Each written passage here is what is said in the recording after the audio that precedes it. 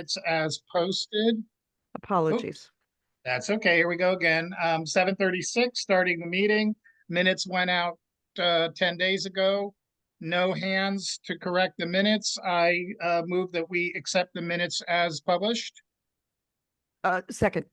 Thank you, Edie. And we can get started. Hey, officer, thanks for coming. Officer Not, I'm glad you could make it. I know it's been a little hectic. We'll start with the police report and then we will go on for our regular small reports, and then we'll hear from the city of Richmond and Fehr and Peers on this really important backed up traffic around Castro. How you doing, officer? I'm doing well. Thanks for having me. How are you? I'm great. What's the news? So for the month of June so far, we have had 271 total calls for service. 20 of those being just disturbances and disputes within the area. 19 traffic stops. We have towed or ticketed 17 abandoned vehicles. We've had 12 unwanted person calls, 10 alarms, and 9 suspicious persons. Of note, we have had 2 incidents of sexual battery within the tunnel on Dornan. There was a male who was groping female joggers and people walking in that area. Um, we had some surveillance out there for a couple days last week, and I've been doing some extra patrol over there myself, and we haven't had any more of those incidents. So I think he's probably seen that we've heightened our patrol in the area and probably stopped trying to do that. We had one residential burglary as well, and the person was arrested for that. And other than that, things have been pretty quiet. Thank you. As you're probably aware, because we talked a lot about it, tunnel lighting has been an ongoing crisis for us in the last 10 years. And of course, as they don't improve it, it just gets worse and darker and darker. And a reminder that wherever you're walking, if you're walking into the sun, the people behind you often can't see you. Or if someone's walking to you with the sun at their back, uh, it can be a little scary because you're just getting the silver somebody. So one of my neighbors actually carries like a mag light even in the daytime as a ersatz weapon, I think, but also just in case something creepy happens. Thank you very much. I did add yet another copper wire theft on my block. That is the 7th one on my block in 3 months. Aware of that Was on that on Sunday? Nickel? On Nickel, in Yeah. the same place that it started a few months ago. It was called in at the morning by a neighbor, but I think afraid to go out, and it's maybe wise because we don't know who these criminals are. Yeah, the as far as those, we haven't had any arrests or in custodies with the wire thefts. I've taken a handful of those reports myself, and it seems to kind of be in the same area Mhm. on Nickel or East Richmond Avenue. There, or right there on Dorner across from the plunge. They're hitting that, and it's overnight, so we are trying to increase the patrols overnight. I'm not even sure how they're getting up there myself, because I haven't On seen Nickel, any. they climb the trees. Okay, I because mean, I haven't seen any video footage of it actually happening. the big joke in my community was that I put out this thing on Nextdoor. Everyone keep alert. Listen carefully if you hear any noise. And then the next day they hit exactly in my house, not 15 feet from my open window. So they're very they're very quiet and they're very fast. They are climbing trees a lot on the tunnel and Nickel. And Nickel has often been a little bit of a crime scene because the sycamores add a little bit of cover. So I do encourage, and I'm sure you'll agree, folks, you don't have to light it up like it's a prison yard or a center, but a small porch light on that throws a little light onto the street, or one of my neighbors leaves the light on in his garage, throws just enough light that when you look down the street, hopefully we're going. Alexis, your new hairdo is amazing. Um, sorry, she just leaned over, gorgeous. So let's keep our lights on a little bit and see if we can, make it a little less attractive. Any other questions for the officer before we move on to this traffic safety issue? Hi, Janet. Like he was saying real quick though, you guys are our biggest ally when it comes to that type of stuff. If you see something, say something, because sometimes we're not, everywhere, and the city gets busy. We're at other areas of the city, so if anytime you see something, if you call it in, and we can come take a look and try to deter that or catch it before anything escalates, that'd be lovely. Right. AT&T says that Richmond is one of their busiest stretches for a residential area. Obviously, places like down Canal where it's kind of abandoned at night. One the joke from San Leandro was the woman said, "Can I rent a room in your house?" Because she has to come every morning from San Leandro to Point Richmond. And there is still the $10,000 reward if you find something that leads to the arrest and conviction, and that is from AT&T. Yes, Edie. I have a question. Can you just give a quick description of the suspected person in the Dornan tunnel, just so that we know to be on the lookout if we see someone? Not saying that we would do anything, but if we're walking down, I would like to know if this person matches the description. Yes, let me see if I can pull that up for you real quick. Yeah, there's a gentleman that one of our neighbors who has children, Andrew Butt, had brought to our attention that there was something a little creepy. And several parents and myself it's nothing that's illegal and there's nothing that you can say or do about people hanging out. But when a bunch of neighbors have an odd feeling about someone hanging around, um, this was a while back, and I noticed he's kind of back hanging around the port in the afternoon. Yeah. The description that we have is a black male adult in his 40s, approximately 5'8", 200 pounds, um, with a gold grill over his top teeth. Mhm. And last time that he was seen, he had on um, jogging attire as well, maybe trying to Okay, blend in. this is a different guy. This guy wears spandex and is quite tall and slender. Okay. And he tends to hang out by the kiosk. And again, there's no crime being committed and hanging there, but it's just something that Andrew was following up on a little while ago. Andrew, is this you, Andrew Butt, on the meeting? I guess not. And there's somebody called O. O, could you identify yourself for us, please? Everyone is welcome, but we do like to know who's in the meetings.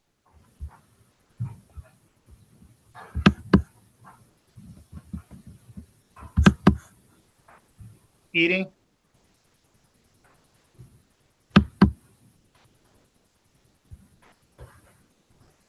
Okay. Edie, did we lose you? Was there any other Sorry, questions for me? muted my microphone. Oh, okay. Oh, we can hear you pounding. If you could change your name, and so at least so that we know who you are, and we'd prefer if you have the last name, so if there's any duplicate names, we know exactly who we're talking to when we're talking. Thanks. Everybody's welcome, but it is a neighbor council meeting, so we're here to meet our neighbors. So not so much anonymous stuff. Okay, so let's thank you very much, Officer Ignat. Thank you for keeping us, please. I know you're always exhausted and doing a lot of overtime. So thank you very much, and we'll see you next month, perhaps. I appreciate that. Thank you. You guys have a good night. All righty, let's go into the president's report. I'll keep it kind of brief. Um, National Night Out is August 5th. So we'll be talking more about it over the month of July. Of course, we'll send out lots of information. We are sponsored by, here's Miss Alexis Grace. I have a meeting with her tomorrow to talk about this.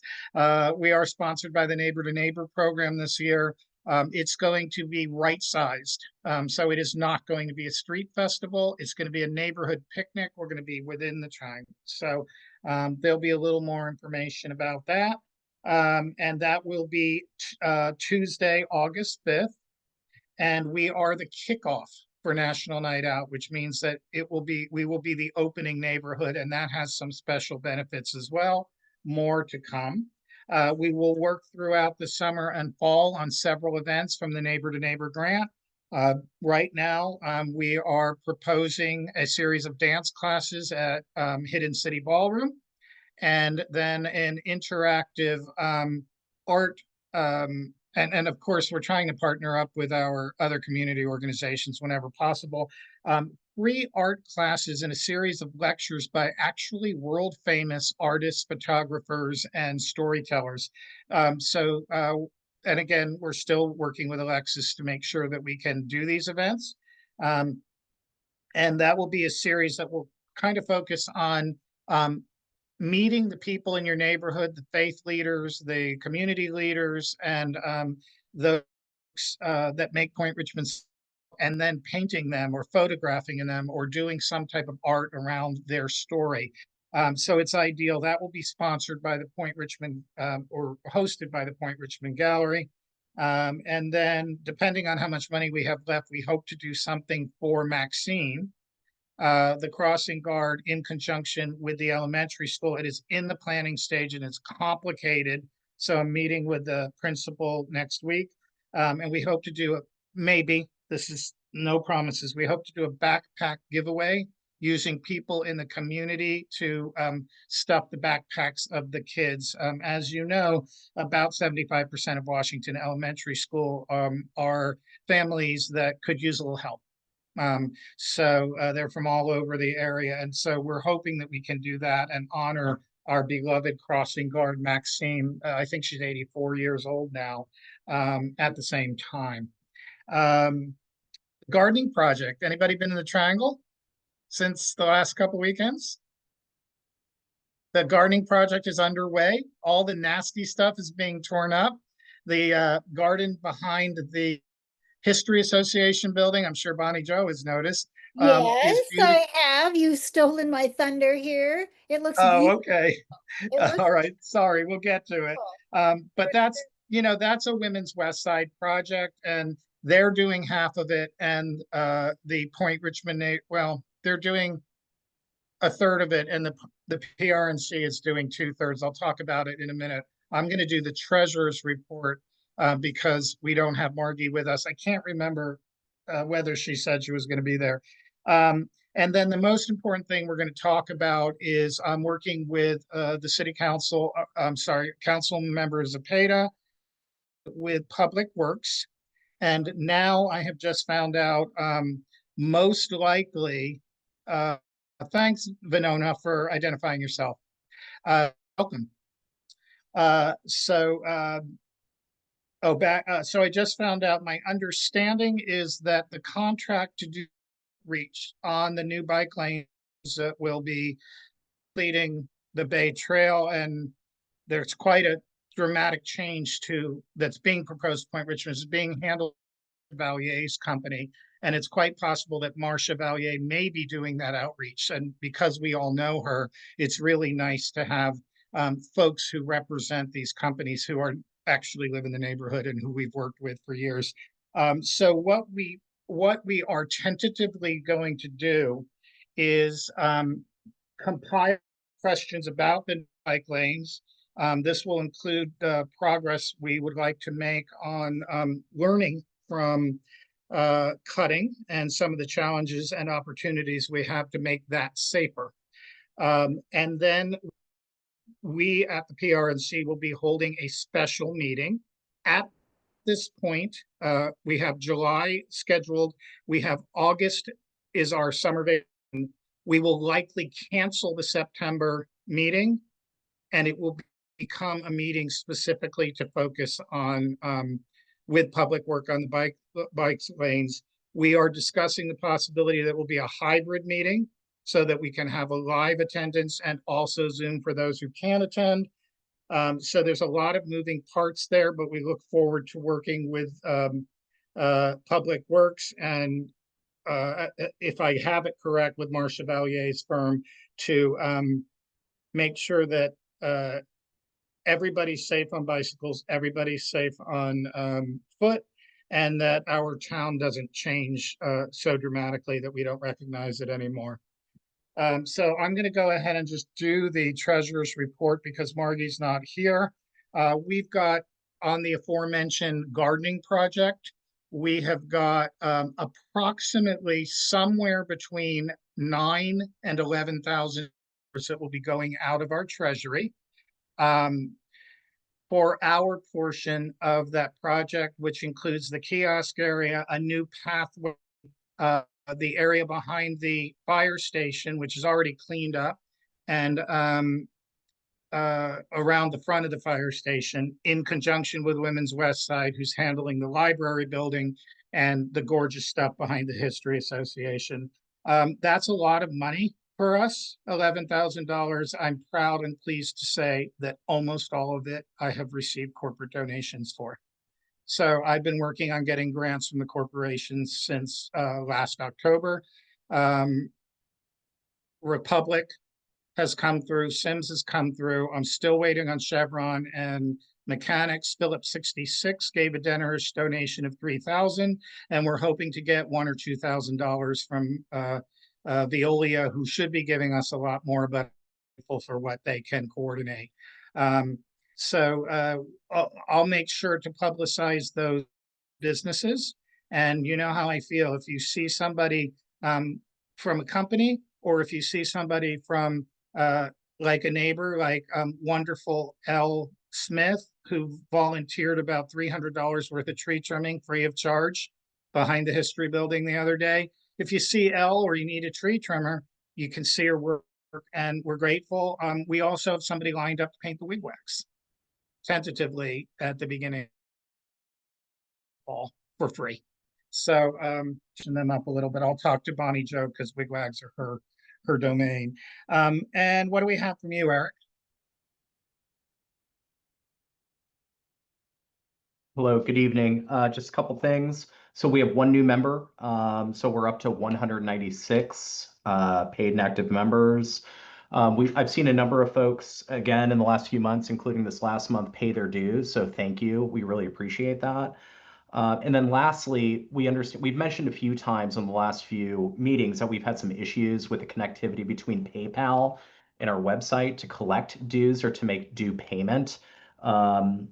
We just wanted to say two things. One, we're working on it still. We have some folks, IT folks, looking at this.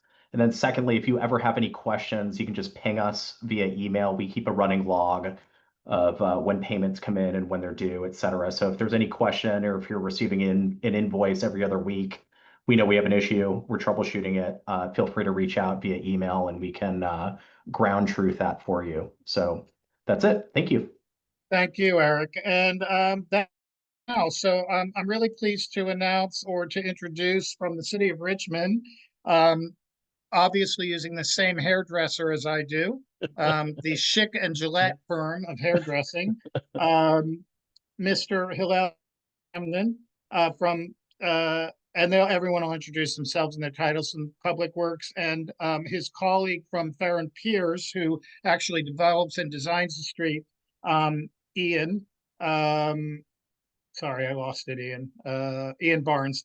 I drove with council members Zepeda and with Ian and with Hillal, and of course we've been addressing this situation, the backup of traffic on the freeway and everything in the old part of town by Castro for years. So take it away, Hillal. All right. Thank you, everyone, and thank you, Philip, for inviting us here to this meetings. I'm very happy to meet all of you and get to work. Today I'm joined with Ian Barnes, the consultant from Fehr Peers. We're going to talk about the traffic cut through your local streets. I'm going to start with a small presentation just to give you some highlights of the projects that's happening right now in your surrounding. I'm going to share the screen here. Let's see where I start. Right there. Share, and tell me if you see my screen, if you don't mind. It looks like it. Yes. There you go. All right, perfect. Let's see if I can slide. Let's see, go to the slide. I guess not, it's not working. Of course. Let's see if it goes through. All right.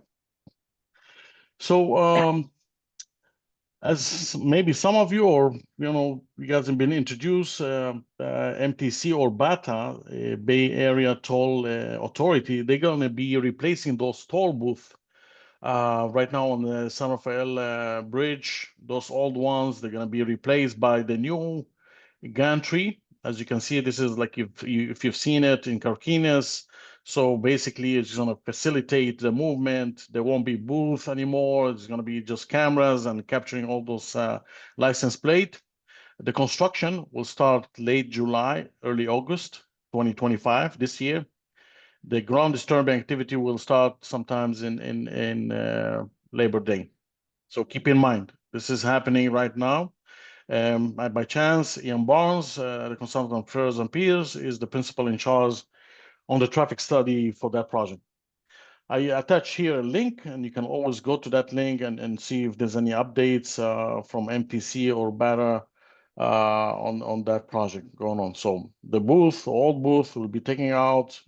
It'll be moved a little bit from its location close to the Stenmark Drive as a temporary, and there'll be another couple of years later a permanent location for those gantry. Something that you guys keep in mind, the Stenmark Drive, the on-ramp, only the on-ramp, nothing, no impact on the eastbound, westbound, Stenmark, accessing Point Malate, nothing, no impact to it. But Stenmark Drive, it'll be closed because due to staging, they have to stage and take the old booth and widen and stuff like that, Caltrans and so on. I'm not sure who's the contractor right now, but it's happening. Closure, it's looking sometimes October 2025, and it will be closed at least minimum 6 months. It could be more or less till next year. So people are coming, they'll have to do the detour and going back to 580 to the bridge. Yeah, sure. Castro Street.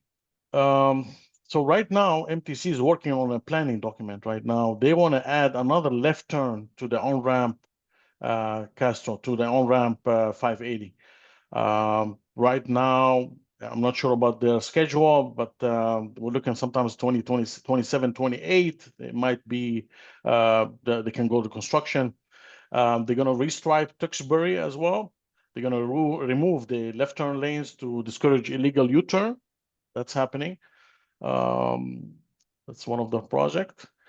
The second one that's coming, I'm sure you guys are aware, is downtown pedestrian connectivity project that is going to happen sometimes 2027.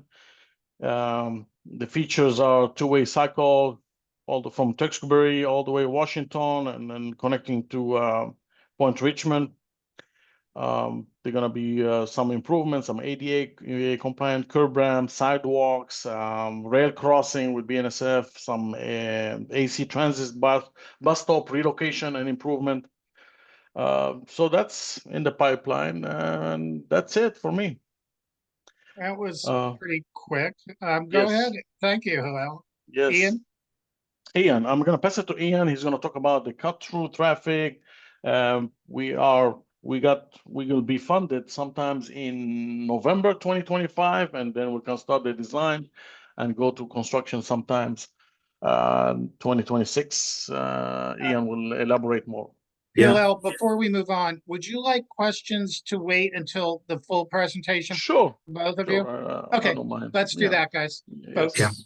Yeah, Hillel, if you wouldn't mind, stop screen share so that I can screen share. All right, you got it. Cool, there we go. All right. I think this will work. Try to do this. Oh, it didn't do the right one. Let's see here. All right, there we go. Philip, are you guys able to see the full slide? Yes, sir. Cool. All right. Well, as Hillal noted, my name is Ian Barnes. I'm a principal engineer with Fehr Peers in the Walnut Creek and Petaluma offices. So I travel through this corridor a lot, particularly in the morning. And I think, as I noted to Philip when we were doing our kind of our walkthrough out there, really familiar with a lot of the issues that happen out there day to day. So happy to be presenting to the neighborhood council today with some of the strategies that we've come up with. Before I hop into this, as Hillal noted, there's a lot of stuff, there's a lot of other improvements being taken on by MTC or Caltrans. And so this study here is really focusing on facilities that are mainly under the city's control. So we want to be complementing these other projects that are happening down the pipeline, and really focusing on things that Hillal and his team can move forward with that are going to be really positive impact in terms of trying to reduce the cut through. So before hopping into it, there are really two main reasons why cut through happens. The first is when there's a travel time advantage. So if you think about when the traffic from the bridge backs up onto 580, most of us have smartphones these days, or we have navigation systems in our car that tell us what the fastest routes are. So the first reason why cut through happens is because there's a travel time savings. The second reason why that happens, and I think this is really important for Point Richmond, is people just start to establish habits. If it's your routine to get off the freeway at cutting and cut through the neighborhood, regardless of what your phone says for travel times, you're kind of having a habit forming situation. And this kind of gets a little bit to behavior. And, if you're going down cutting, you're kind of moving along at the speed limit, you're not in bumper to bumper traffic. So whether or not you have a travel time advantage by cutting through the neighborhood, you maybe feel like you have a travel time advantage by cutting through the neighborhood. So with that in mind, those are some of the things we're trying to address, both in terms of travel time, but also into some of kind of the psychological reasons why people are doing what they're doing. So as a initial step, we did some site observations out in the field, in the neighborhood, and along some of the cut-through routes. Now, when we were out there, what we found was that the traffic on the freeway was highly variable day to day. And so when the congestion is shorter, like on Monday and Friday mornings, you get less cut through. Then on Tuesdays, Wednesdays, and Thursdays, the congestion is much longer. It spills back to and through cutting. And so in those cases, you get more cut through. So after we looked at our observations, we said we need to employ a bit more data. So the first data source we looked at is a data source called streetlight data. That's mobile device data. It's anonymized, it's aggregated, but it tells us travel patterns along the roadway system. It also tells us that there was some travel time advantage by using Cutting Boulevard. The other database we looked at is a database called INRIX, been around for a lot longer.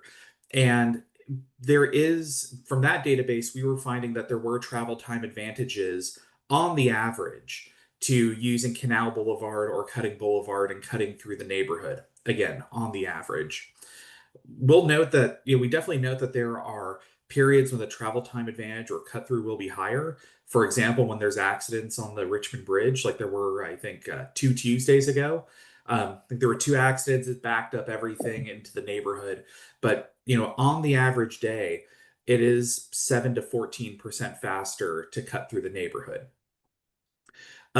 So where do we start to focus on things that are in the city's control to start to increase the travel times for the cut-through movements? We looked at a number of different strategies, both from a design perspective within the neighborhood, to try and maintain the neighborhood's feel, increase pedestrian and bicycle safety, but also look at other strategies like looking at some of the stoplights on Cutting Boulevard and think about what we can change operationally in order to increase travel times for the cut-through traffic, particularly during the morning peak period. So the first place that we focused on was 580 westbound and Cutting. This is an intersection where you get some cut through coming off the off ramp, but you also have cut through coming down Cutting from exits further upstream. And so the idea here is that we want to minimize the green time given to the off ramp just in the AM peak period. And also for the eastbound green time, to increase the eastbound green time and decrease the westbound green time to basically hold traffic and increase their travel time. Now we have to balance a couple of things here. The first is that we still need to have the signal operations at the intersection meet the standards in the general plan. And then we also need to make sure in this configuration, at this particular location, that queues on the ramp or congestion on the ramp does not back up onto the freeway main line. These are really important things because if we make any changes out here, we'll need Caltrans's approval, and they do not like to see congestion spilling back onto the main line. They consider that a fatal flaw safety issue. Similarly, at Canal and Cutting, what we do here is we would hold the westbound, basically hold the westbound phase with a very long red light. This is somewhat similar to what the city of Walnut Creek does for some of their intersections on Ignacio Valley Road to prohibit AM period cut through into some neighborhoods and basically keep the traffic on the main road.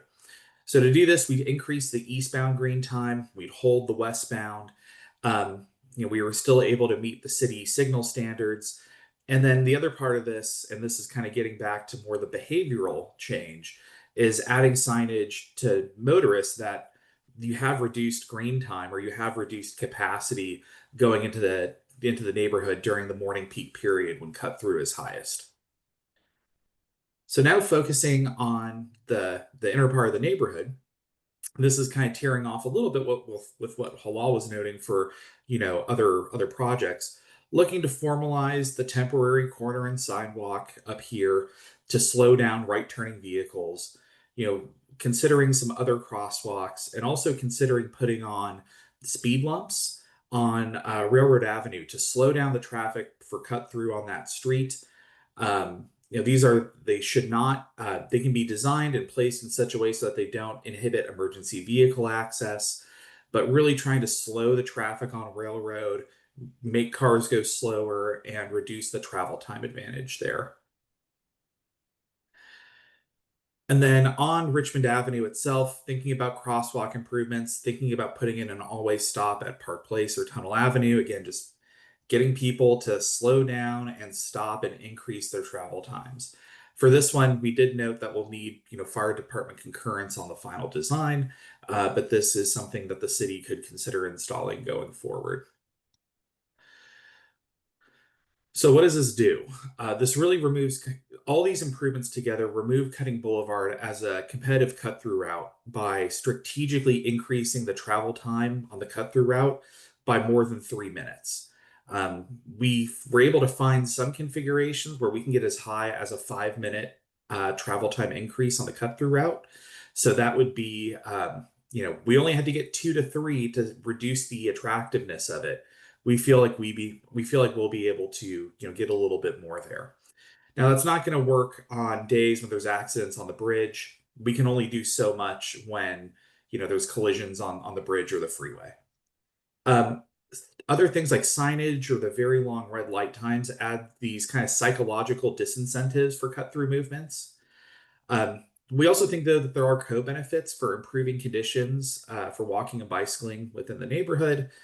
And it also is going to be complementing these improvements at the Parkway interchanges. The last thing that I'd note, though, which, as Hillal noted, is the principal in charge on our traffic study for the toll booth removal project. By removing the toll booths and kind of simplifying all the lane changes there as you're, going from 3 lanes between Castro Street and towards Stenmark, and then you eventually have to merge down to 2 on the bridge. We'll actually get a slight capacity bump getting onto the bridge by simplifying all that and making all the designs standard. And so we are going to see here in the short term, particularly after that project is done, some improvement for capacity of the freeway. So as part of these background projects, the freeway is actually going to be flowing a little bit faster at the same time that we may be increasing the cut-through route travel time. So we kind of have the situation where we have regional projects helping out the freeway a bit at the same time that on the local street system, we'd be discouraging cut-through. So we kind of get a combine and conquer situation there. So that's the end of the presentation. Happy to answer questions as we go forward here. But I think as Hillal was mentioning, there's a lot of things that, that can be done. They are still public roadways at the end of the day. And yeah, lots of pieces coming together here to hopefully reduce the cut through issue in the neighborhood. All Edith. right. Thank you. Thank you very Yeah. much, Ian. That was fascinating that you can slow down people by 3 minutes and the algorithms will change on these what do you call them? GPS Google navigations. Map. Yeah, Google cities like Fremont and Walnut Creek, with some of their issues with cut through, have been using this to, some effect, to actually really good effect in a lot of cases. And just holding people at red lights for a long time and telling them that you're doing it on purpose, is kind of a psychological discouragement. And again, we're talking about this for the AM peak period. These long red lights, maybe 6 to 9 in the morning, that needs to be hammered out. But then for the rest of the day, or as people are coming home from work, the signals are going to operate, as they typically do without that interference. This is very strategic in the AM peak period. Edie. Okay, first I guffawed when you said signs that tell them that we're making this slow so you don't do it. Actually made me laugh. But I do have 2 questions. One is there was Hillal mentioned something about AC bus transit bus stop relocation. I'm not Yeah. aware of this. Can you go into that a little bit further? I mean, can't imagine it would be huge, but it's interesting to Yeah, me. I mean, we have good coordination with AC Transit. They have some project with us within the city, and we have good collaboration. I don't know exactly the details right now, but definitely the project manager for this project will be is Jenny Lockman. She'll do the outreach, and I'm sure she'll reach out to you guys, and she'll provide additional information. But again, if AC Transit says no, of course, we will have to reevaluate and reassess the improvement. So this is all, high level scope, right? Yeah. I mean, until we Contingent get upon into everybody agreeing to it. absolutely. And my second question is, actually, it's not a question, it's a comment. 5 minutes, please, please, every little bit, because I know as a commuter that when you get it into your head that this is the fastest way to go, it will take a lot to make me change because it's a habit, it's a routine. You're convinced that this is faster, and only when it really gets not faster does it actually make an impact. And if I could say, if we could time this 5 minutes for the first 6 months or a year, and then move it back down to 3 minutes. Yeah, and I'll just note that, when we were talking about 5 minutes, that's a little bit part of the virtuous cycle here, in terms of, we estimated 3 minutes, which would eliminate the advantage on the average day, assuming that we were able to set up signals for kind of a day one situation, because we have to be worried about safety and operations relative to city standards. If we're getting the level of reduction of cut through volumes that we're hoping to get through out of this project, then those red light strategies can become even more aggressive, because there's less traffic to delay on those movements. So 3 to 5 minutes depends on the assumptions in those situations, but we're feeling like that those red light strategies can be very effective, because we're literally holding traffic up and delaying them versus keeping them, and then they should move back over to the freeway. And that's why I love the idea of having a sign there, because it means that that I, as a commuter, am being told I'm being held here intentionally. So you need to go elsewhere. And Yeah, like I said, it made me laugh. Yeah, and City of Walnut Creek does do this. So this is not a, completely random thing. They actually Of have course they limited do. signs that say limited left turn time. So Halal, we got specs for you if you guys want to do that. I am a huge fan of city skylines. So anytime you're talking about traffic mitigation, it's like catnip to me. So There we go. and those of you who don't understand that, feel free to come to me and I will explain. But as Philip mentioned also, for example, if you want to take the bridge. Now Google Map will show you 15 minutes through your local street instead of 10 minutes. So people are, I don't, maybe I shouldn't take that local street. Let me, use the bridge. Maybe it's faster. And don't underestimate Tesla. Tesla, I think, is the number one reason is that because it only gives you one option and it frequently True. recommends options that are not great. And when Right. you put it on Tesla, it tells you where to go and you can't change it. So, and there's a True. lot more Tesla Model Ys than there were before. I have one. I know what you're talking about. Me too. Welcome to Family Tesla. We bought it before he went nuts. I think James is up next. Yeah, Yes, James, with the- I lost you there. Was a study conducted for Castro Street traffic between East Standard Avenue and West Richmond Avenue? Castro Street traffic between each. Sorry, could you say it again? James? East Standard Avenue and Lower West Richmond Avenue. Pretty much Tewksbury Castro intersection as far as the illegal U-turns on Castro Street. Yeah, so the illegal U-turns on Castro Street are going to be addressed through that study that MTC is leading, that Hillal was mentioning. We also recognize that there's the signage there at Tewksbury and Castro that, if you're coming from, Castro out of the neighborhood, you're legally required to turn right only and not go forward. And I believe Tewksbury has a no left turn restriction. That's a question of enforcement. Which is why we focused mostly on Tewksbury and Railroad, because there were already signage prohibitions out there. So that's why we were focusing on those roads there. One more comment. It's off topic, but the traffic signal at West Cutting and Canal, that's city owned. Better get a contractor to put some video in, because some of the loops I reported damage in 2006. I know that's only something a contractor can do. It can't be done in-house. Canal and West Cutting. West Cutting. And James, Yes. if you email me at any of my emails, I'll forward that question specifically to Hillel.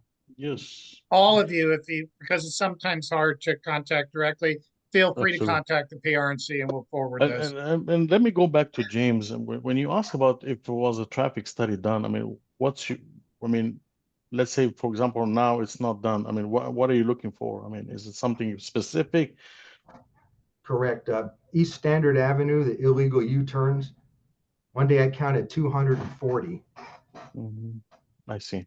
That type of thing. The illegal U-turns, and pretty much Right. that's the basis that I'd like to see a study. Right. And there is it's ongoing right now.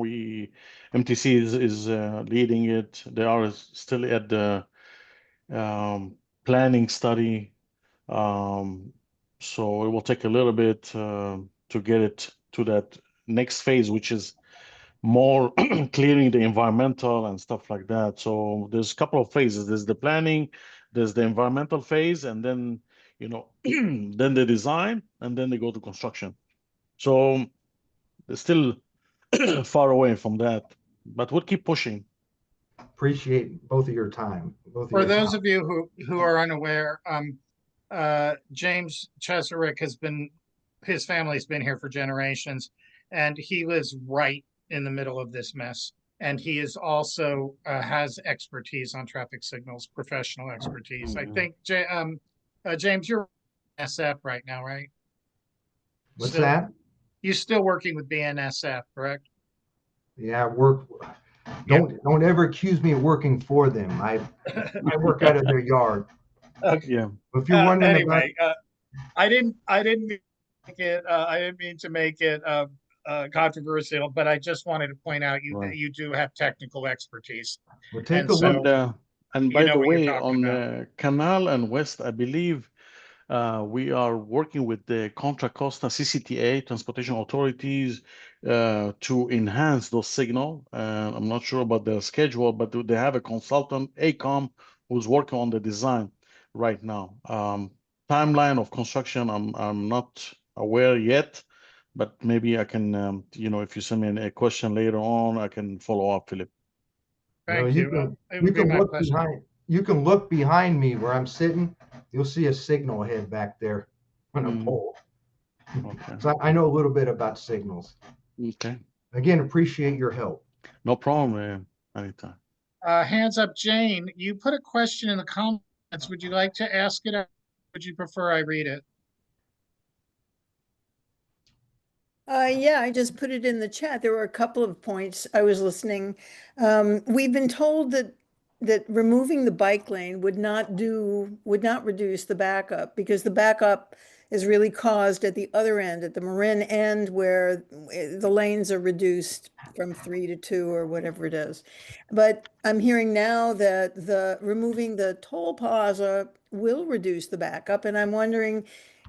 I'm wondering. Yeah, let me just clarify. The reduction, the little itty bitty bit of capacity increase that we're going to get at the toll plaza is going to help speed up traffic a little bit, on the order of a few miles an hour. That's not a silver bullet solution by any means necessary, but within the context of this study, as we're talking about that travel time difference between the cut-through route and staying on the freeway, well, the travel time on the freeway is going to get a little bit better as a result of this project at the toll plaza. But yeah, it's not gonna relieve all the congestion by any stretch of the imagination, but it's gonna help a little bit. And as it relates to the cut-through route, it's gonna encourage people to stay on the freeway. Okay, thank you. Yeah. My other question had to do with the intersection at Tewksbury and Castro, which is problematic at all times of the day, regardless of what whether the no left turns sign coming down the hill. Because there's with the bump out for the pedestrian and the cut through for the bikes, I guess, there's no way.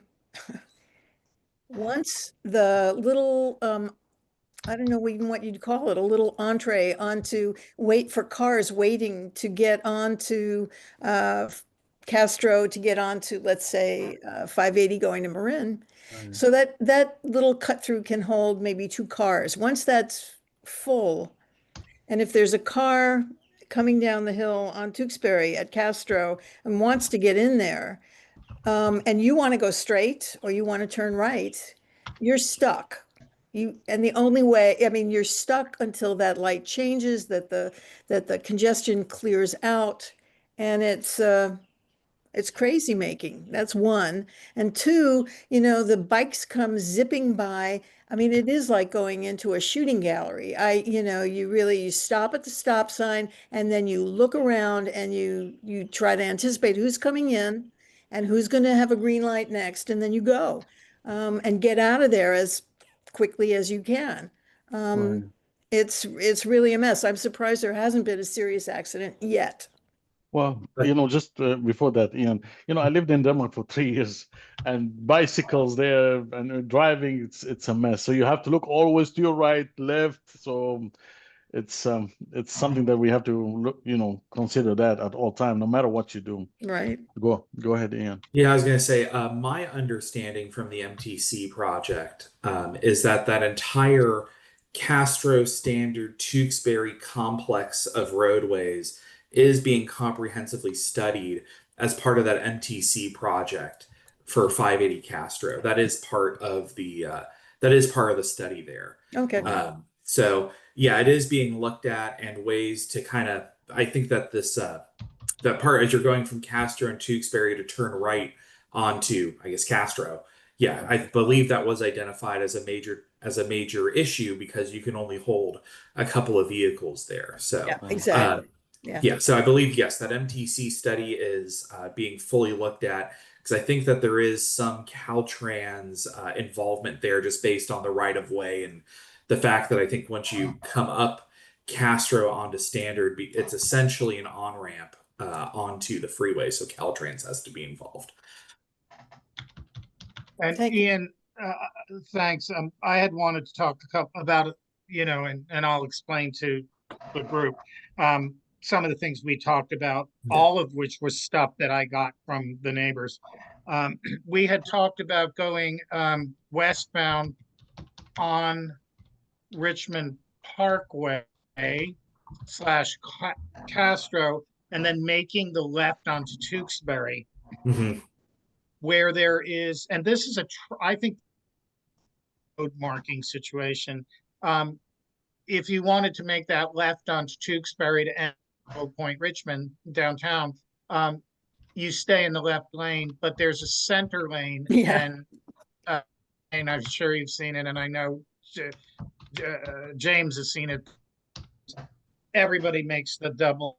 It's exact thing that happens at Mechanics Bank on Cutting, which is not part of the study, but I'll comment about that intersection in a minute. So I just wanted to point that out to the neighbors, that this is something we've talked about that's a pretty easy fix, making sure people understand that it's not two left-hand turn lanes. And that's almost everybody who doesn't live here. If you live here, you know to keep left. So I don't know if that's part of your discussion or if it's something you have, Ian. It's not part of this discussion. I know it's part of the MTC study, so it is being looked at. We looked at it. We drove around there, and Yeah. I showed them. So And I know you're Philip, aware of it. and Philip, I mentioned to MTCA that they should have some outreach with you guys, maybe at the earliest stages, so you guys, can share the, the concerns and stuff like that before, moving to the next stage or whatever design. Yes. We did have a meeting with all of the January of 2024. We had a meeting with, I cannot remember the Kimley Horn. Yeah, and it was Caltrans, and it was all of them. MTC and Kimley Horn, yeah. Right, and I was not present at that meeting, and I didn't Mm. conduct it. I was away, so I don't really know all of the details. Jesse, I'm so glad to see you here. And so I just wanted to make sure that that was kind of being covered. And we're always happy to have anybody who asks our opinion and listens to what we have to say. So here's a couple of things that we talked about a little bit, or that I expected the neighbors to bring up that they didn't. I just want to remind you, I know we discussed it, that Railroad Avenue is a bus lane, an AC Transit bus lane. So my understanding is those speed bumps would be broken for the fire trucks and the buses. Is that correct? Yeah, they're called speed lumps. So the brakes in those lumps are set at the wheelbase distance for fire trucks, AC Transit. Right. Caesar, Robert Arejo, and Robert Stevens from CSW. CSW are looking at those same pumps for a very dangerous stretch of canal leading to the port. Where there's been deaths and a bike guy got killed, and it's really dangerous. So that's one of the traffic calming methods. Lots and lots of questions. The Prologis warehouse, which is on the corner of Canal and Cutting, where it's a side entrance onto Canal, and then they go around the corner to Cutting and get on the freeway, is the trucks are now lining up. And so that hasn't been open there. To my knowledge, I know that, and Caesar, if you're listening, I know Caesar is sometimes on 2 or 3 neighbor council meetings or meetings at the same time, so he multitasks. I know. Thanks, Caesar. I know that you reached out to Prologis, and but the challenge is the folks have anecdotally been telling the neighbors that that right-hand turn that they expect to be able to make onto Cutting from their parking lot and then around the corner, they're still kind of surprised that they've lost a lane.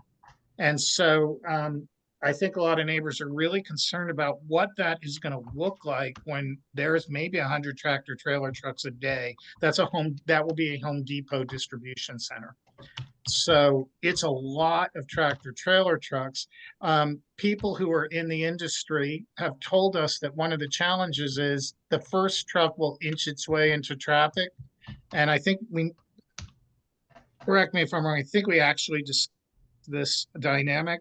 at first tractor trailer turns, the others start to just kiss their rear end and they follow in a caravan because there's not enough room for tractor trailers to be just lined up.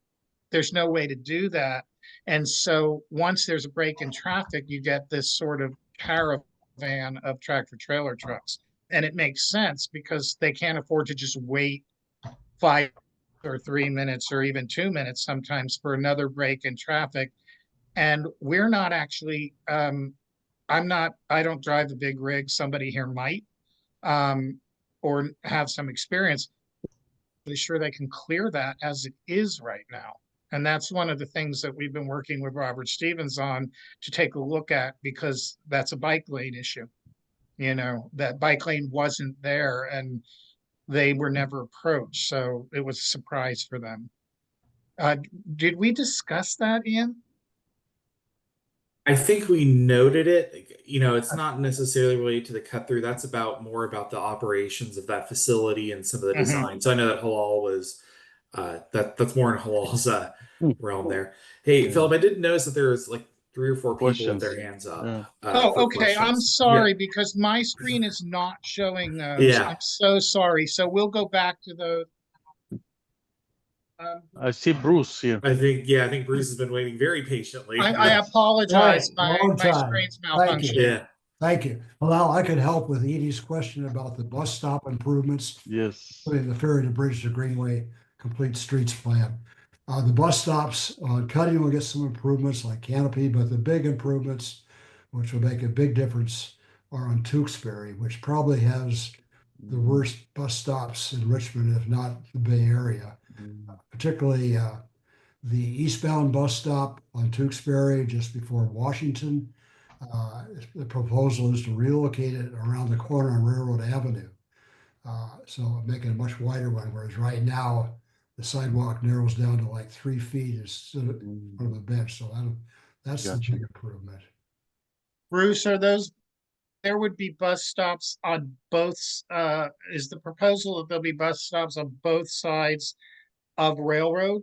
And that, No, so not they both. won't pick up on Tewksbury, they'll pick up on Railroad from now on? I don't remember, Phil, about the westbound Tewksbury bus stop. That may stay there. I believe that stays there. It's the eastbound one. Because there really isn't a bus stop, it's just dirt. There aren't much to see or talk about, or they're not good ones. They're very poor ones.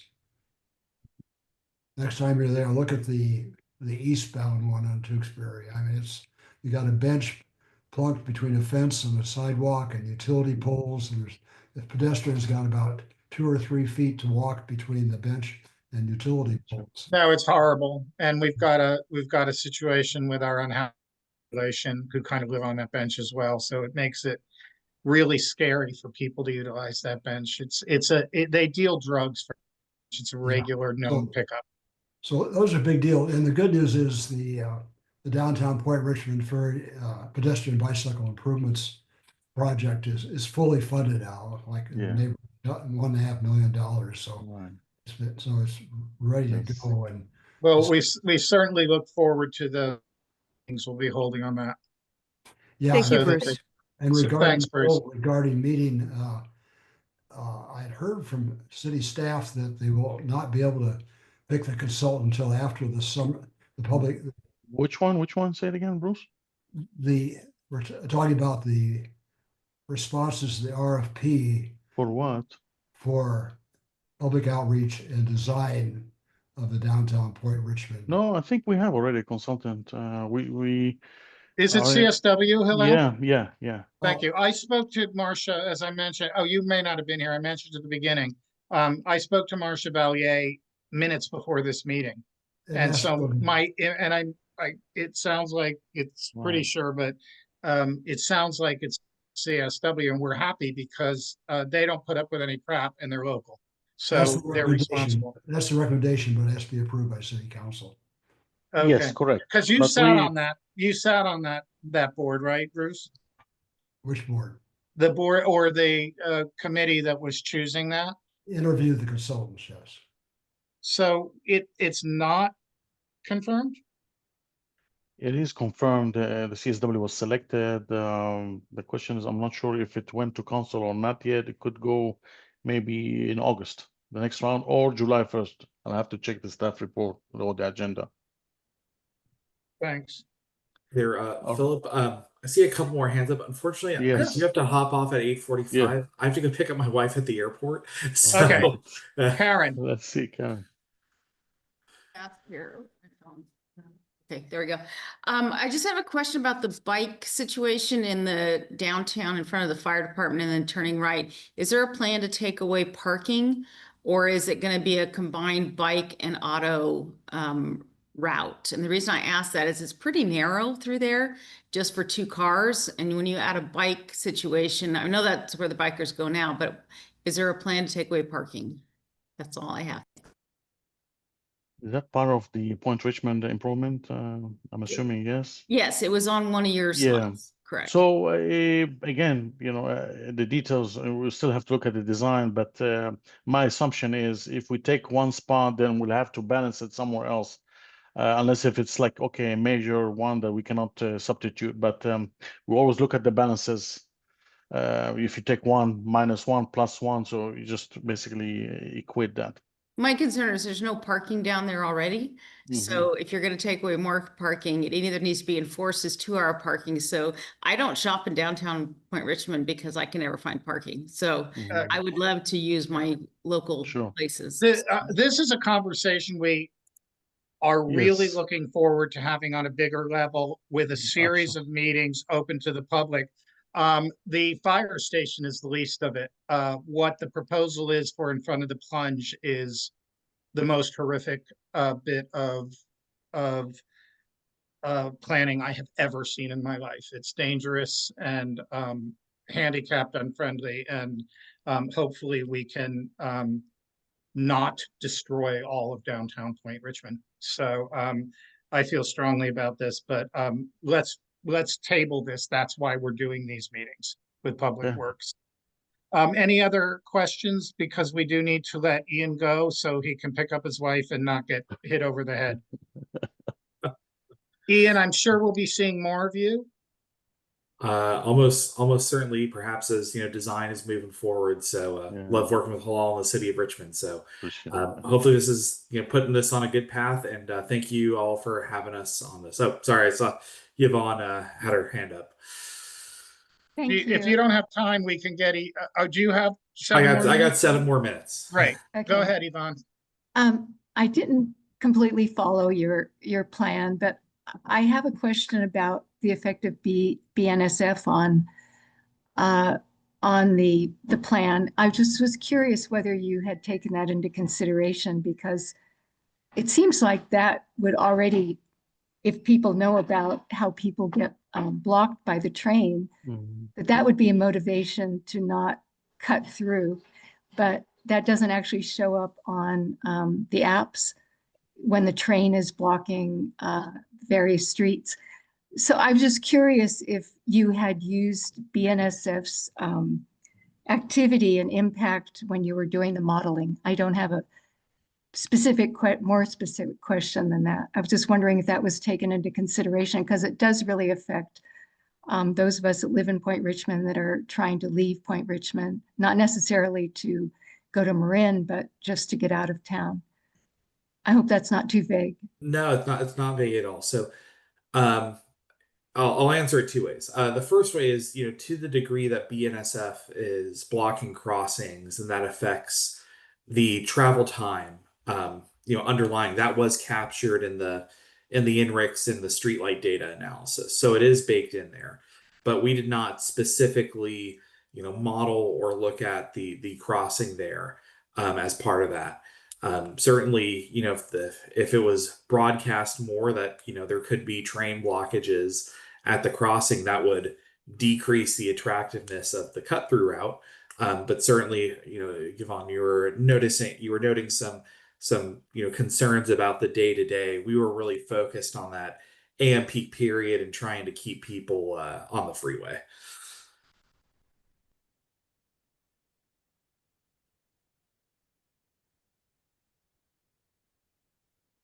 Yep. Yvonne? Yes, thanks a lot for that answer. I really appreciate it. Okay, thank you. Yeah, needless to say, and we're all talking about evacuation route now, and it's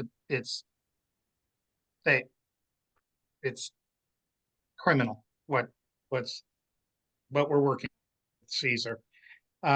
So I think that's really important point. Eric. Yeah, a couple of questions and a bit off topic, but on the MTC study on the bridge related to the bike lane, did the consultant factor in accidents in the fluidity or the calculation on the traffic flows going over the bridge? Yeah, so are you talking about the toll plaza project or any studies about the bike? Sorry, this is the bigger MTC project about so it's not the impact. Yeah, so I'm not directly familiar with that. There's a lot that goes into those studies, so I unfortunately can't really provide much comment on that without hearing their exact rationale. No, and I know you need to go, but does anybody on the call know the status of that? I just did a quick Google search and it looks like it's sitting with BCDC to make a determination whether that bike lane is removed or it stays. Well, there is a DAA, which is also a planning document that also BARA is performing or working with Kimley Horn, the consultant, to evaluate the bike lane, or removing it and making a lane. I don't know what's the status of it because we're not involved in those, coordination with them. But I'm assuming the next step will be, to go to that design phase, or maybe not the design phase, to the environmental phase to clear it. Yeah, again, it's political, so I know a little bit because I used to work for Kimley Hall, so I was engaged in that project. Right. Caesar can comment on that, but what I'd like to do is thank Ian for his attendance and wish him safe driving to the airport. Thanks, y'all. Really appreciate it. Thank you all for the really good questions. We'll finish up with Hillel. Thanks. Thanks. Good evening, everybody. Sorry to interrupt, Caesar. Yes. I was just going to say, last that I heard is still on BCDC's docket. So I think it's a matter of just time before they vote on it. Most likely it's going to be in July when they vote to either move the bike lane temporarily. I think they were planning on moving it Monday through Thursday and then putting it back on during the weekend. Yeah. So that's the latest. So most likely the vote will come up in July. Yeah, because obviously, Hillel, all of the things we can control, calming and this timing is significant. But when the bridge is backed up, the bridge is backed up, and James and Norma Jean are choking to death in carbon monoxide. And we talked about the emergency situations where fire had to walk almost 2 blocks to to get an elderly woman, and then 2 blocks on a gurney back because they couldn't even get the ambulances in. But I think we know about the gridlock. Are there any more questions for Hillel? I'm really grateful for not only the hard work and expertise you and Ian have brought, but to your demeanor in every conversation we've had and the conversations you've had with the community. Sometimes city officials or officials in general might feel like we're attacking them, or we feel like it's them against us. And I really appreciate your demeanor of us working together as public servants and the public to solve the problem. The bottom line is just to be transparent, accountable, and if there's any changes, definitely you'll be the first to know on any of those projects that we talked about. I can, in maybe in the future, I can come back and provide additional updates where we are. If you guys like that, I'll be available as well. Yeah. Thank you. I'm very grateful for your time. Hey, Philip, I wanted to offer one more thing. Again, this is kind of a sidebar, but on the Prologis facility, just a couple quick points. at the industrial facilities we have where I work, we do a few things, and I just throw it out there as food for thought. We've required our operators to have appointments. So you just don't have like 100, 200 trucks showing up and they just sit there in a truck queue. So if you have an appointment, you can kind of spread those truck arrivals throughout the day, which should, something potentially Prologis could look at, or their tenant, Home Depot. We've required folks to have a traffic plan or a queuing plan within their facility. And, we've had times where we haven't built it correctly and we have that problem. So they've had to implement an appointment system because the inside of the facility can't handle the flow or the truck queue. And we've also asked, I'm in Oakland, I work in Oakland. We've asked OPD to kind of shoo folks along because the queuing is a major safety issue. We've had accidents. We've had people, park and leave their trucks at 2 a.m. So just a couple items for food for thought for those working on addressing those traffic issues. I think it's great, Eric, but one of the challenges to that format is that for those of you who don't know, Eric works for the port. Am I correct that you control what happens within the port? I don't know how. Do you think that this is something that the city would be capable of executing? We know that RPD is not available. Yeah, I don't know who the landowner is. If Prologis owns it, it may limit those options. If it's leased from the city, I don't know. I'm not hip to that issue. I think the property belongs to Prologis, if I recall correctly. Because maybe out of goodwill they would, Yeah. Well, also if it's not going to work, there's going to have to be a solution. But thank you for that makes perfect sense. The cruise industry where I come from operates on the same principle, but it's a lot harder when you get onto a city street. Sure. All right, Hillel, go. Thank you very much, and good evening. I'm still looking forward for that ping pong. I want to come and play. Oh, okay. I'll send you a link. All right. See you guys. Thank you. Cheers. Okay, let's move. I know that we're running late, but I think this is pretty important. And we do have a lot of community briefs people on vacation. So anybody here from Maskers? I can comment briefly. Thanks, Jim. We'll have a new production opening on July the 11th to August 3rd called Into the Breaches. It's about a women's theater group during World War II. Now, what's really different and unusual about this production is that the director has decided to adapt the entire play to Richmond during World War II. And to complement that, we recently have redecorated the lobby of the Maskers Theater with vintage photographs by Dorothea Lange of her Richmond portfolio that she did in World War II. So the whole wall is filled with these beautiful photographs. So we hope you can come. General admission is $35, seniors and students $30. So we'd love to see you all there, and you can enjoy the photographs as you're walking in. When does that open? That is July the 11th. Thank you very much. Gary and Marin, I do believe, are in Hawaii. Red Oak Victory. Graham, I didn't see your name. Are you here today, Graham? No? Okay. We'll catch up on some time. Women's West Side. Julie? Diane? Gardening project. Okay. Peter? Ping pong.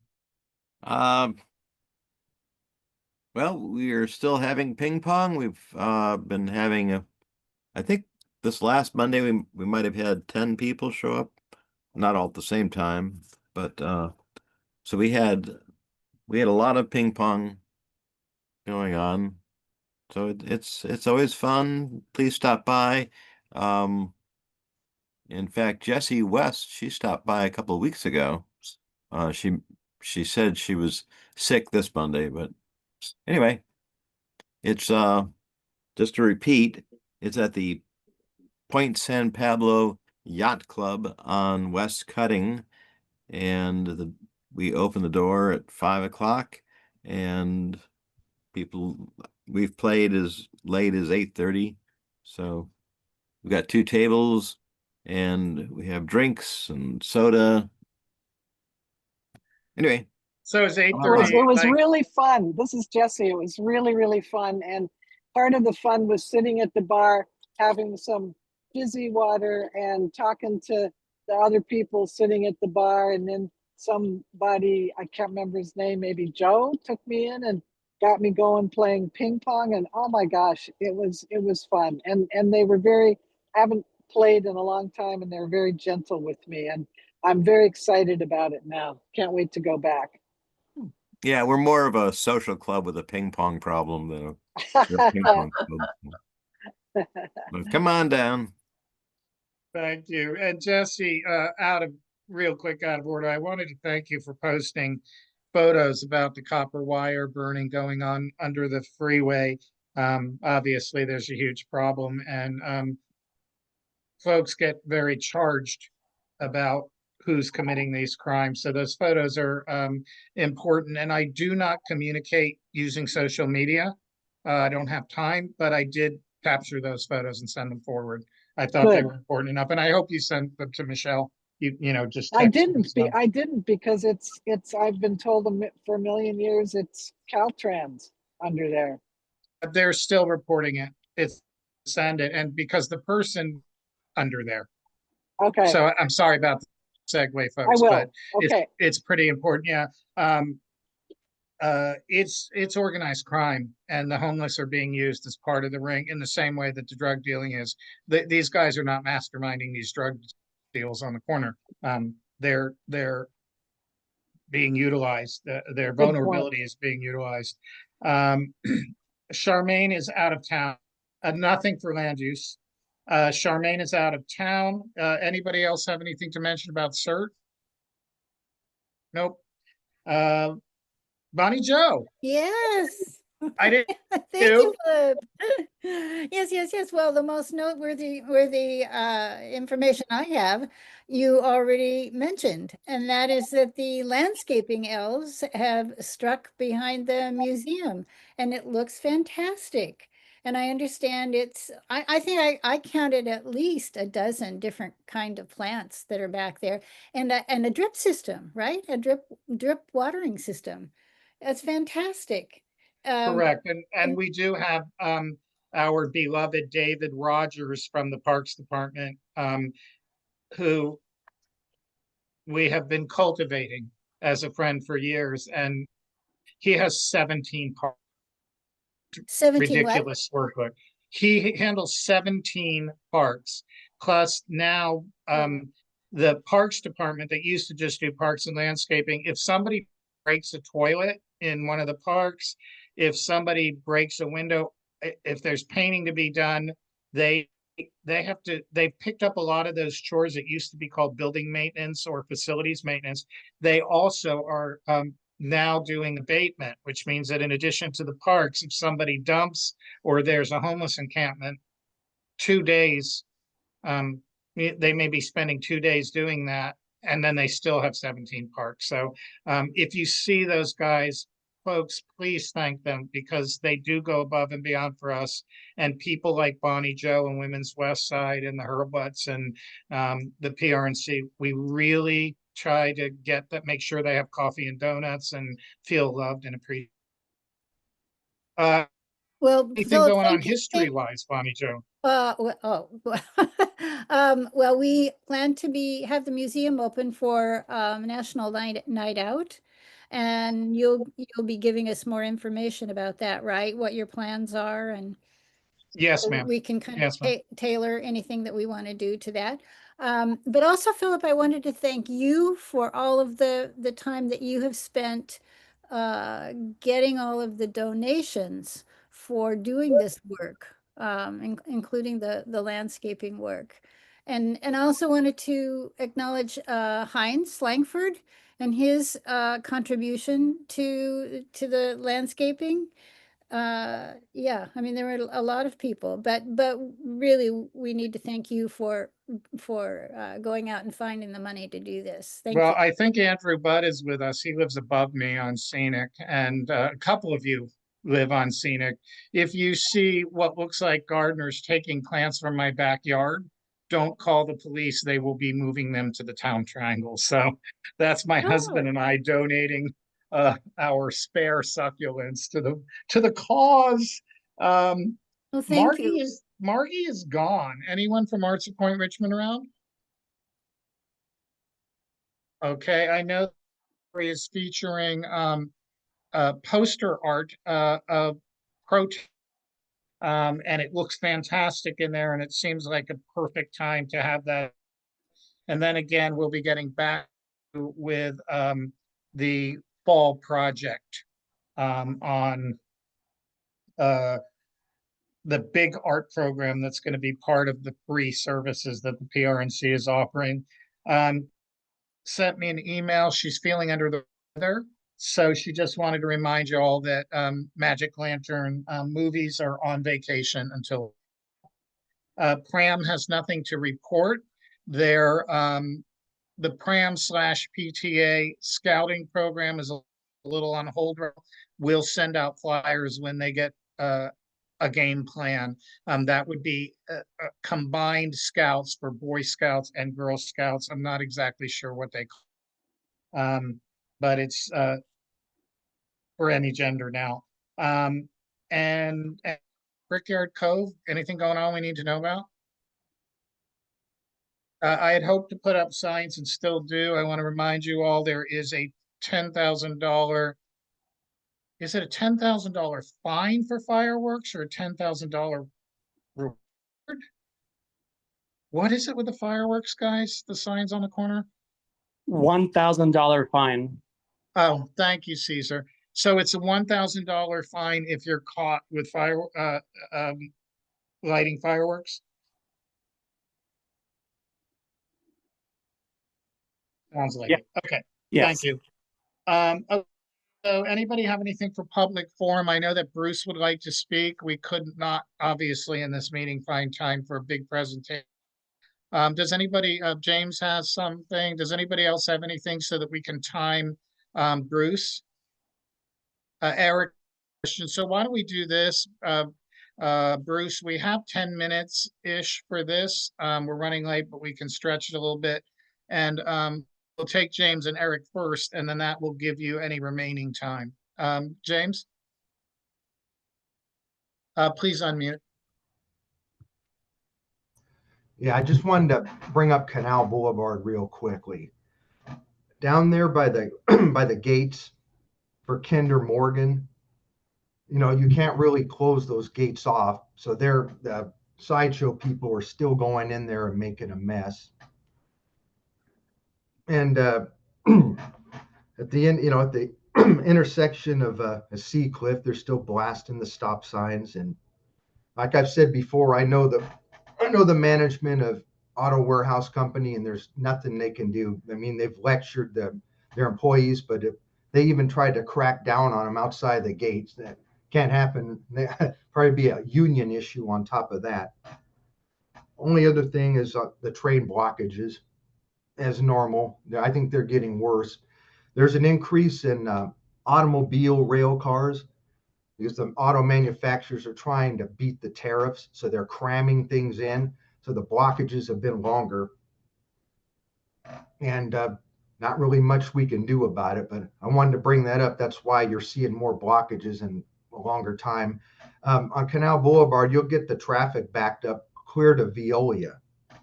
I've taken photographs of that, and it's a problem. But that's just me complaining. It's a mess, and I do want to point out that Officer Don is hoping to move one of those speed signs that says what your speed is to the entrance to the tunnel right next to the tennis courts. Caesar coordinated and to get 2 of those electronic signs for the community, and then council members with louder, I don't know. They didn't end up ever coming here, but they're supposed to come here next week, at least one. Criminals and kids will probably ignore them, but all in all, it is another traffic calming thing in one of the most dangerous places, which is where the tunnel and the sidewalk meet. Eric. Yeah, sorry, this should be brief. Just real quick, I've not been involved in the National Night Out planning, Phil, and I think in passing you mentioned there are going to be some differences in years past. Sure, I'll just punch those out real quick. We are not doing a street festival. It's not, and it's never really been successful. So for Point Richmond residents with ID, we're going to have a picnic, and the picnic will be held within the town triangle and the community center on the sidewalk part, all around the new gardens that are going to be made. Pram will have access to the street. So that kids can run and kick balls. We think the fire department will probably park a truck there. The most exciting part of it is that we are the kickoff, which means that all the emergency vehicles, first responders, and hopefully city officials will be lining up on Park Place. And that's where National Night Out will begin. So we get additional support from the police department. There'll be a presentation. We'll have a DJ. We're going to have dancing. And what we'll be doing is, in order to collect your free meal, we'll ask you to fill out a little questionnaire. And due to the fiasco with the Easter eggs, we do have to limit this to our neighborhood. We can't feed the entire Bay Area. For those of you who were at Spring Fling, 500 Easter eggs of 800 went missing in the first 2 minutes, and for the kids, so it's awful. Our goal will be to kind of give you a little questionnaire about what you want the PRNC to do, what your priorities are, what your concerns are. So that's what National Night really is about. And then we're also hope to be able to sign up for neighborhood watch groups at that time. So for those, we're doing it, but we're not organized enough yet. So hopefully we can get a text tree, maybe, where if you live in the state streets, there's a text tree and you can just text each other if there's some emergency or some crime situation, not to be used again to like get a recipe for oatmeal cookies, because you don't want to drive everyone crazy. But at least you can send a text in the night and say, someone tried to break into my house, keep your eyes open. So we're just going to right size it and make it a little smaller, Eric, and more intimate and more for our community. No vendors, unless Arts of Point Richmond wants to sell something they can. It's really going to be, and this is what Peter Taylor, I think, originally intended for this when he brought it up, was that it's about a neighborhood thing and not like trying to do a big production. Michael, we'll do Michael, and then we can give Bruce a little extra time. We can run a few minutes late, no problem with that. Hi, good evening. I'm Mike Parker, and I'm actually adjacent over in Atchison Village with a lot of time at the Point. Thank you for whoever sent me the link and invited me on. I just had a question that I'm wondering what is in the new building that's kind of across from the Stay Motel Hotel and the Chevron station being done over again. Michael, that's the Prologis. That's the Prologis warehouse that will be the Home Depot distribution center. Got it. Heard something mentioned earlier. Okay, thank you very much. Yeah, and it's big, much bigger than it was supposed to be, but kind of huge. These things happen. Okay, we're trying to get some extra time. We couldn't really fit in a full presentation, but certainly I assume this is a good bookend, because I'm certainly that these public bike lane discussions, you'll be there as well. Go for it, Bruce. Share your Thank news. you, Phil. Lots of good news regarding the Bay Trail project in Richmond. First, already mentioned by Hillal in his presentation, the downtown Point Richmond pedestrian and bicycle connectivity projects fully funded and will be moving ahead beginning this summer. And secondly, last week, East Bay Regional Park District Board of Directors voted to proceed to enter into a contract to build the 2.5 mile Point Melati Bay Trail from the Richmond-San Rafael Bridge Trail to the Point Melati Beach Park, and then on north past the Winehaven Historic District to Stenmark Drive to the northern end of the city's property. This is not just 2.5 miles of Bay Trail built, it's first time access to the shoreline of the bay, other than that now provided the beach park. So it's going to be a fantastic new recreational access for everybody in Richmond and the region. Thirdly, the Ferry Point Tunnel Track's been working on that for 20 years. In 2005, it was supposed to be part of a project to widen the narrow sidewalk to what it is now, giving more room for two-way passage of peds and bikes. It was put in the capital improvement plan in 2012. And it never was funded until last night when Caesar and the rest of the city council voted to fund it, part of the capital improvement program and budget. So it's now fully funded at more than $500,000.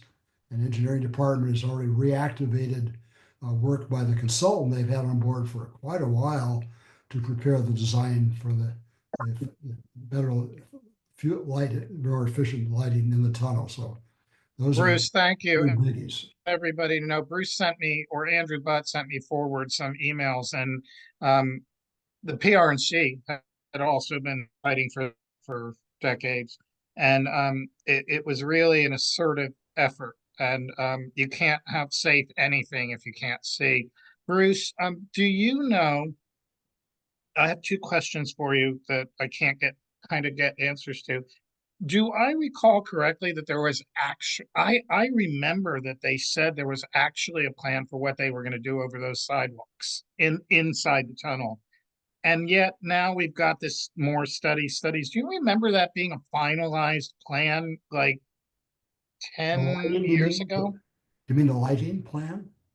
Yeah, wasn't the lighting plan going to be that about 10 to 12 feet above the sidewalk? That's correct. That's correct. But the Around consultant the lighting? finished, the design was not finished by the consultant, so they've got to reactivate it. But it's not going to be up on the tunnel, on the ceiling, the top of the tunnel above the roadway. It'll be above the walkway. That was the plan now, but way back 20 years ago and 13 years ago. So hopefully it's still the plan. Yeah, we have the same institutional memory of that. Well, that's good news. And I had an appointment to speak to Caesar today, but we didn't get a chance to follow through, and I was not at the city council meeting yesterday. So that's the best news ever for that really dangerous area. The other thing you mentioned is that they widened the sidewalks. We know that they widened the sidewalks next to the plunge. Did they ever actually widen the sidewalk through the tunnel where the railing is? That was Track got grants for the study in 20 years ago in 2005.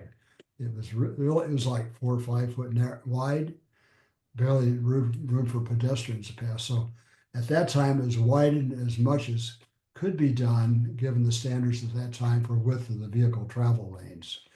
Thanks. I just couldn't remember because you may know as Merchant Seaman says traveling. So yeah, no one in the community could remember. Well, thank you for those 3 pieces of good news. And did you, one more question, and anyone who has questions for Bruce before we sign off. Bruce, you mentioned, they're going to be able to reactivate the beach area in Point Malate. Is there a plan to kind of redo that park in conjunction with this Bay Trail extension? No, that's a good question. No, it's the Bay Trail from the bridge will be, this little quickie, will be along the shoreline on Chevron property, an easement East Bay Regional Park District has. And at the beach park, it will not be on the shoreline, it'll be up adjacent to the parking lot.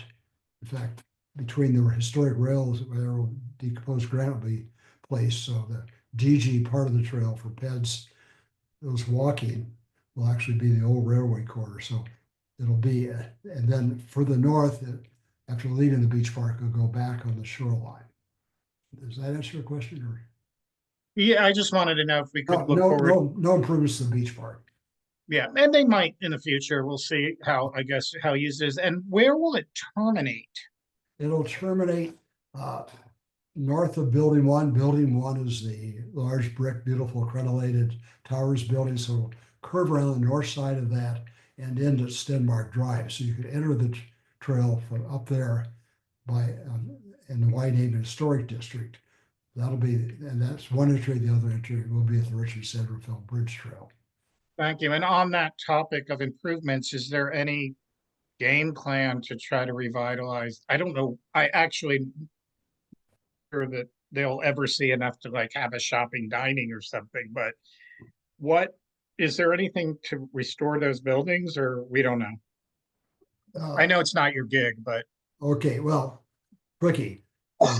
East Bay Regional Park District is trying to reach an agreement with the Giddeville tribe to buy the 30% of Point Milani that the tribe owns. And that includes the historic building of Wainean Historic District. And it's not clear what East Bay Regional Park District would do with those buildings. I mean, it's not the kind of thing they have the capability to restore and activate. So it's not clear, but it's tough road. They got to acquire the land from the tribe. They have funds to do that, but there are legal obstacles, litigation pending. They also to create the regional shoreline park at Point Milani. They like to do. They also have to acquire the 70% of Point Milani that the city of Richmond owns in some fashion. So, and then once they've acquired all this land from the city and the tribe, they'll go about preparing a land use plan to develop a new park, and with a lot of public input.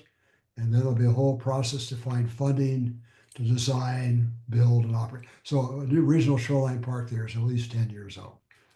So Okay. it's great to have the Bay Trail for access to activate the shoreline and give people enthusiasm for creating a regional shoreline park. And as they said when you and I were young, Bruce, watch this space, right? Yeah, that's it.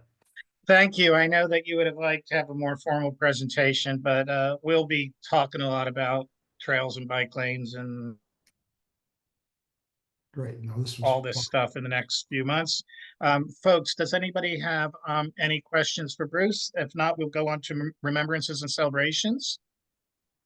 I see no hands up, and we are finished 2 minutes late.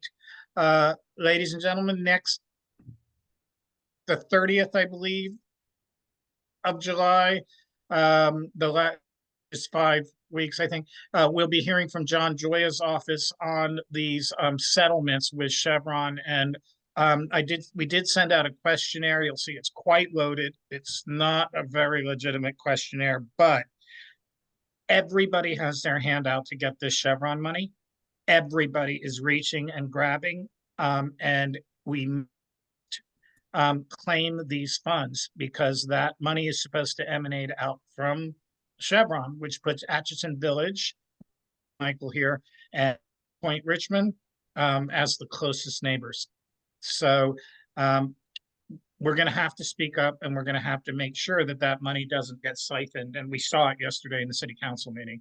That money doesn't get siphoned away from us, and we get our fair share. So let's ask for this money. Let's improve our trees. Let's get more breathable air, and do things that we can actually control. And Atchison Village, I know, and president of Atchison Village and I are going to meetings. I think on Monday we have a meeting with Chevron.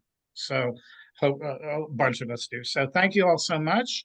Take a look at the triangle, and we'll see you next month. As a reminder, yes, Oh. the next meeting is on July 30th at 7:30 p.m. on Zoom. If you want to attend like you did tonight, it is going to be exactly the same link, same Zoom link that you used. So it doesn't change from month to month. Same Zoom link. So we hope to see you there.